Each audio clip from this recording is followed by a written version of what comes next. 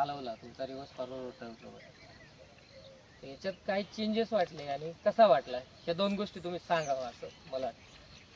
Changes म्हणजे tractor चांगला आहे.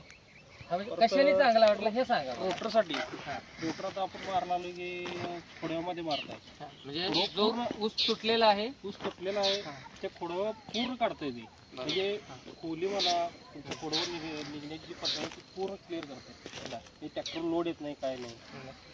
आता तुम्हाला जे वाटत होतं पीटीओ एचपीचा विषय तो कसा वाटला जे खोडवा काढण्यासाठी? तुमचं आता लो थर्ड मध्ये पण ट्रॅक्टर जातोय, लो थर्ड मध्ये पण चालतो ट्रॅक्टर असं जात नाही. बरोबर. तुमच्याकडे जो ट्रॅक्टर आहे जो कोणता असेल तो चालतो, तो चालतो का याच्यावर? चालतो. लो थर्डला चालतो, लो थर्डला चालत नाही, चालत लो फर्स्टला चालतो. लो फर्स्टला, लो थर्डला चालत नाही. त्याचा तुम्हाला काही चेंजेस काय वाटतं तुम्हाला? भरपूर आहे आता, त्यात डिफरन्स भरपूर आहे. बैठक वगैरे थोडीशी व्यवस्था चांगली आहे.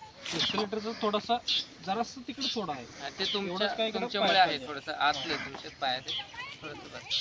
आणि वेगळं काय अजून त्याच्यामध्ये चेंजेस काय वाटतं? ट्रॅक्टर तुमचा बसून जातो, ट्रॅक्टर इकडे तिकडे सारखंच आहे.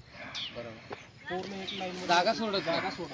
असं म्हणजे जर जड लागलं तर ट्रॅक्टर जागा सोडून देतात, मागे जड लागलं तर जागा सोडतात. म्हणजे हा एक महत्वाचा फरक वाटला का त्याच्या वेटनुसार आणि त्याच्या कामानुसार तिथे ट्रॅक्टर हलला पाहिजे तो हलत नाही, जागा अजिबात सोडत नाही, एकसारखे बसून चालतो आणि कुठं फुटत नाही, म्हणजे दम तोडत नाही असं म्हणायचं. तसं खोडवं एखादी जास्त डबल आलं, चार खोडवे साईज जर जास्त वाटली, हा बरोबर, काही ठिकाणी फुटवे कमी आहेत, काही ठिकाणी फुटवे कमी आहेत. कसं होतंय फुटतंय, बरोबर. रोटर चालत नाही लवकर.